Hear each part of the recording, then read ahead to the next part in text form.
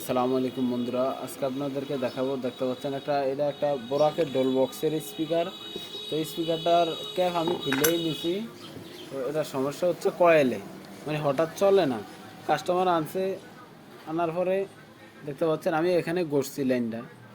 তো দেখেন এখানে লাইন পায়, এই যে এখানে লাইন পায়, এই পাশে পায় না, এই যে এটাই। তো এই যে এই পাশে দেখেন কয়েলের মাথা, এই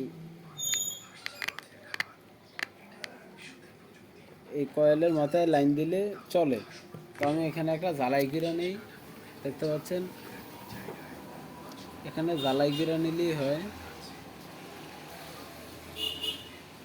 অথবা অনেক সময় জ্বালাই না করলে মানে লাইনটা যদি বেশি দূরে ছিঁড়ে তাইলে অনেক সময় চলে না। তো এই জন্য এই দেখতে পাচ্ছেন চলে।